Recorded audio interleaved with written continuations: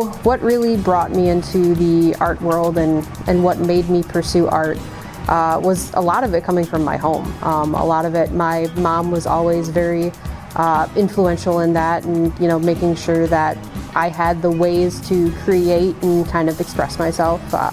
It was something that was just kind of normal in my house, where that's how you were creative. That's kind of how I was brought up.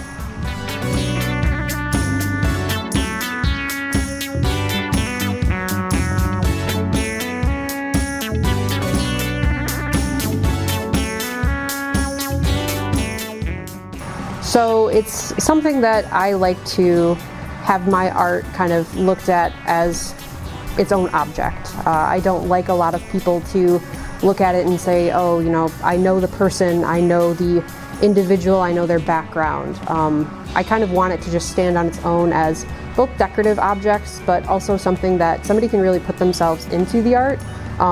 It doesn't have the context of me, it has the context of whoever's looking at it. I would rather prefer that.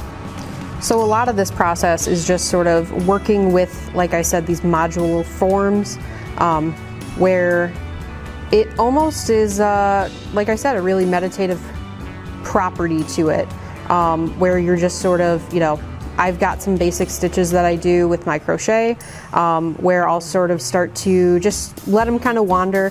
We're not going off of any sort of pattern or anything like that. I just know that, putting too many stitches in one area starts to make it curl into itself. Kind of the fabric will, the form will start to turn in on itself. Doing different stitches will cause different kind of patterns to emerge.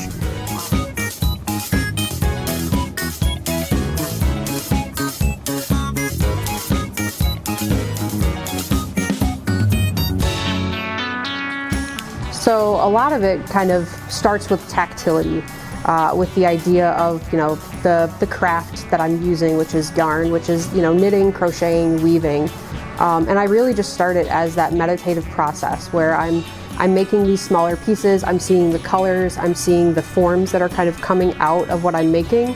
I don't go into it with an idea necessarily of what it will become, but more that it is a piece of something larger that we're going to get into a little bit later.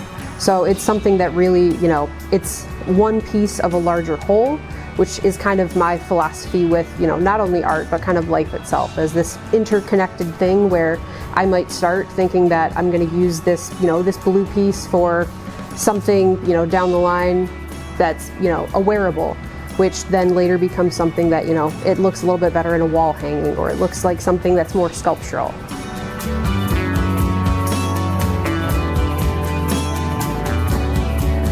So with that mask project, where it's My Own Worst Enemy is the title of it, it's something where it's sort of, becoming something else, becoming both the art and also kind of, hiding myself. So that's kind of where I was going with that, and kind of the wearables as a way of both hiding myself and kind of separating my personal self from the artwork, while still being present with like the art in the room. It almost becomes an activity of meditation where I'm sort of making these pieces that are more modular, smaller kind of curlicues of yarn and fabric that then get kind of sewn together, stitched together into this kind of headdress of sorts. That sort of, it becomes almost a way of presenting to the world without, all of the stuff that comes along with us, with our personalities and things like that.